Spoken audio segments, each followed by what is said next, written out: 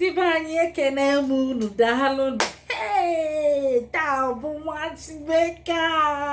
Wow, ndị be anyị unu fu onye a na-emelu nwachimeka taa, unu ga-alaiki ya.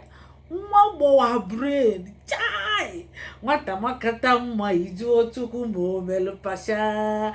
Nwata makata mma ijuba chukwu ma o melu pasha. Ka anyị siri kwado yi mana okwu anyị adị mkpesa. Nwa bụ ihe nkili ewo, ihe nkili ewo. Nwa bụ ihe nkili ewo, ihe nkili ewo. Ana m ajụ onye nwe nwa, achọrọ m ka mụ na ya biri. Ana m ajụ onye mụ nwa, achọrọ m ka mụ na ya biri. Kedu ndị be anyị, ụmụ nwoke be anyị, gbaanụ ngwa ngwa bikonu. Ndị nwe nwanne nwoke bikonu jeenu gbaa ọfa.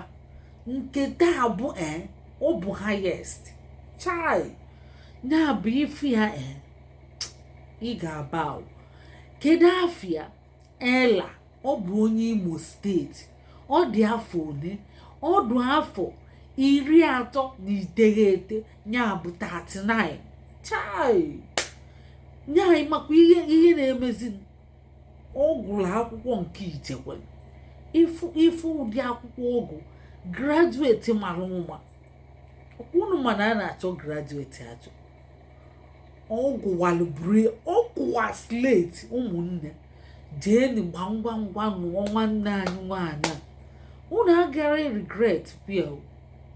Ọ bụ onye be anyị, ọ bụ onye Igbo be anyị. Ụmụnne, ana m agwa unu nke bụ eziokwu. Chai, iluo ka ihe ị ga-eme, ideelu esi a afọ m gị n'Igbo anyị abịa. Eweta m nọmba gị ebe ahụ. Afa m bụ onye abụ onye a, abụ m onye ebe a, nekwa onye mụ m. Achọrọ m Chukwu soro kwuo mụ na gị ga-ebi. Biko nye m foto gị, nye abụ onye oge, nye m ya. Gị na onwe gị bụ nwoke, ka ihe ị ga-emekwa, ịchọọ foto gị ọsọ ọsọ 2 ma 3, ịtụọla ya, anya ma atụkwala gị foto. O nwere ndị na-asị si tụba foto ebe a. Mba, ịchọkwa ka atụọ foto gị na ihu akwụkwọ, atụọ foto gị n'ihu akwụkwọ. Mana onye a chọrọ, ịrapụla ya ka o si chọọ. Ọ bụ ka anyị si eme na Igbo anyị abịa. Ya bụ ịchọzi ifu ya, deeli edemede. Anyị chọkwa serious minded people. Ya biko, ọ bụrụ na ị ka na-abịa ka iyi oyi, maọbụ ka inyo enyo, maọbụ ka ịtụpe atụpe, mbakwa biko nwanne m, ịbịakwa na anyị na-ayọ udo. Anyị chọrọ onye ga-anụ ya nkịta nke echi. Ịmara nkịta nke echi ka o soro na ndị ha ga-agba nkwụfa ma Disemba na-asọrụta ọnụ, maọbụ n'ime Krismas ya, ka o soro na ndị a ga-agba nkwụfa. Ya bụ ụmụnne, ọ sị na ọ gụchakwa yunivesiti na Jos wee mee economics. O mechaa economics ya wee mekwa finance, ya bụ ego, maka ego. Ịma na ego ewepụ Chukwu na ụmụ lọvụ a, ego bụ the third thing. Ya bụ wee mee finance, ya banking and finance. Wee mee masters ya na University of Guinea, Lagos. Ihe bụrụ ọlụ bụ ọlụ. Ụmụnne, ihe bụrụ ọlụ bụ ọlụ. Ịbụ onye nne, biko kpọọ nwa gị nwoke, ọkwa otego ọ chọba nwaanyị, gbọọ ya si ya na ọmaka emego n'ofe ọkụrụ, na ihe ọ na-achọ na uke elu dị n'uke ala, na ihe ọ na-achọ na Sokoto dịkwa na Sokoto. Gbọọ ya. Ọ bụrụ na ịfụrụ nwa gị n'anya, gbọọ ya. Ndị niile na-abịa n'Igbo anyị abịa, fa bụkwa ndị azụrụ azụ, maka fabianụ ma agbafe ajụjụ ọnụ m n'ụma kụọ fa nkụ ka mmadụ ma onye ahụ ọ pasịkwa. Ọ pasị ya, nya ka isi wee jụọ ya ajụjụ, gbaa ya ajụjụ ọnụ, o wee pasị ezigbo mpasị. Ya bụ onye nụrụ ya, ọ nụtakwa mmaji. Jeeni debeli edemede. Ndị ụmụ nwanyị, ụmụ nwanne unu na-achọ nwaanyị, gbọọ na ụmụ nwanne unu. Ma friend unu ọ na-achọ, tag ya nụfa, mee nụfa invite, kọpịlị nọmba ya, deeli edemede first, deeli odide na-aka mma. A sị na ihe ederede na-anwado ọ na-ama ezigbo mma karịa nke akpọrọ akpọ. Edeketa ede akpọzi akpọ, mana degodi odide. Ụmụnne, unu ekwene ka ọmalịcha akpakpalị n'ọnya ka ọ gbanaga. Unu ekwene ka ndị mba ọzọ n'ọnya nke o ji ego akwụkwọ na Lagos. Unu ekwene ka ndị ofe mmanụ n'ọnya. Onye ekwesị ka anụ ọnya n'ụlọ, ka ndị Igbo n'ọnya. Chukwu si nụba nwaanyị na agbụrụ. Chukwu unu efuru, ọ makwa ezigbo ihe o. Mmadụ ya gakwana Chukwu n'iru. Nụọ nwaanyị na agbụrụ gị ka Chukwu si kwu. Chukwu kwukwere n'akwụkwọ nsọ si nụba di na nwaanyị. Go fulfill the world, fulfill the earth. Go and get married. Leave your parents and stick unto your wife. Stick with your wife. Clink, that is, merge together unto your wife. Become one person, not two any longer. Ọbụla Chukwu na-ekwu ya, ọ dị nzuzu mba. O kwulie na Matthew 19:5. Ọ bụ ebe o kwulie. O kwukwelie na Genesis 2:24. Si jee nụọ di na nwunye baa ụba. Ọ bụrụ ihe Chukwu kwulie na akwụkwọ nsọ. Chukwu kwukwelie nnọọ, kwụsie n'ike, kwuchie ya na Genesis, bịakwa na Matthew na-ekwu ya. Matthew 19:5. Na nwoke rapụ nwunye rapụ ndị befa jekwuru nwunye ka fa bụrụ ofu. Ọ bụrụkwa na ijekwuru nwunye gị iburu ofu ịgbarapụ ndị bụ unu mba. Ịma na atụụlọ maka ọmalụ, atụụlọ ofe ka ofe n'isi n'ọkụ. Biko kedu ebe ụmụ nwoke anyị nọ? Bịabanụ biko, bịanụ debeli na edemede dị mma, mebeli na ekpele, wishibe na ele ọkụ. Si anya nweta ọchịchọ ọma nke obi.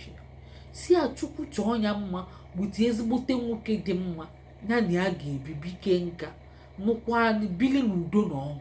Unu mara ekpele ịchọ ka mmadụ na-ekpeli gị, kpeeli anyị, ọ ga-adịkwa ya obi mma. And Chukwu ga-agọzikwa gị ka ị na-ekpe ekpele a. Mbọsị nke gị mmadụ ga-ekpekweli gị. Ọnụ mmadụ bụ ọnụ Chukwu. Bido n'ukpebe ekpele. Unu ga-afụ nọmba ya na-edemede anyị dere na caption, kọpịlị ya. Caption headline ede. Ọkwa unu fụ headline a anyị dete, marriage is calling you. Iyi klik ye see more ma read more. Ịma ụfọdụ na-abịa gụchala obele. Klik ye na unu fụ edemede ode maka onwe na ụdị onye ọ na-achọ. Ọ na-achọ onye dị from 38 wee gbagobezi 38 and above. Ya bụ ịdị 38 or 39 or 40 wee gbagobe, ịdị qualify, ịdị eligible. Gaa n'iru na-eme ngwa ngwa, emeghara ọdachi. Ịnọkwana na mmiri ka nchaba aga anya. Ọ naghị adị mma. Ife ihe dị mma ịrapụ ya, ọ na-agbanarị gị. Onye ji wee na-akọ, ọ na-abanye. Mana ịgbara aka n'azụ ala, onye ji a na-akọnye. Biko mee if I encourage, wenite na obi feenu. Biko ụmụnne, kpọọnụ ndị bụ unu. Onye nne biko kpọọ nwa gị, onye nna biko kpọọ nwa gị. Onye oyi ifuru oyi gị n'anya, na nke a ka o ji ga-ama ma ifuru ya n'anya. Na nke a ka iji ga-ama. A sị oyi aka m agwa gị, ịma na ọ bụrụ ezigbo oyi. Oyi ma agwa gị, ịma na ezigbo oyi. Biko ana m ayọ unu dododo ka o soro na ndị a na-plan marriage kịta. Ndị niile egbegolu kịta fa na plan marriage ka o soro ka testimony na-agha isi. Maka anyị na-emekwa ihe a iji wee na-akwalite asụsụ na omenala anyị, ka anyị nwee ike na-ejikọta ọnụ, ka e nwee ike na-ejikọta onwe anyị ọnụ. Maka ndị Igbo gbasachazi ụwa niile maka ihe nsi ike. Ịbụkwa na onye nọ na mba wee na-ekiri m, kọpịlị nọmba. Ebe ọbụla ị nọ na Canada, ị nọ na Australia, ị nọ n'ala Igbo, ị nọ na Lagos, ị nọ n'ugwu Hausa, o nwere ebe ezigbote di adịrọ. O nwere onye nọ n'ụlọ bụ ezigbote di, nwe onye nọ na Jos bụ ezigbote di, nwe onye nọ n'ugwu Hausa, nwe onye nọ na Ghana, nwe onye nọ na Togo. Ebe ọbụla ọsọ gị nọ, o wee bụ na ilugogo nnụ nwaanyị ma pịalị nọmba, ọ ga-adịrị gị na mma, ya gazieli gị, ọ ga-abalị unu ga-anụ di, unu ga-amụ nwa, unu ga-aka nka. iru ga-atọ unu ga-enwe aṅụrị. Ọ bụ ekpele nna ekpele unu n'afa Jesu, amen. Ọ bụrụ ya ịkọpịta deli edemede unu mụzie onwe unu kwuo ebe unu ga-afụzi, unu kwuo na kuka na ebe unu ga-eje kpaalụ, unu arọshi na onwe unu buru ụzọ jee na kuka na unu aghọtago. Unu jụzie ese, jụọ onye mụrụ nwa, jee na mgbamgba befa jụọ ese.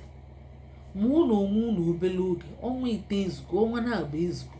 Ọ bụ Chukwu na-enye di na nwunye, ọ bụ Chukwu na-enye, ọ gwatara ya n'anya, emeghete ekwenye na open eyes. Ọ bụ Chukwu na-enye di na nwunye. Kpee ekpele si Chukwu nye gị nke gị, si Chukwu mepee gị anya ka ịrọta nke gị. Nke a nwa nwa gị isi, ọma nwa gị isi, ọ dị cool, ọ ghasa nnọọ ka ọgọdọ. Eziokwu ka m na-agwakwa unu, mụ na ya akparịtago ụka ọfụma.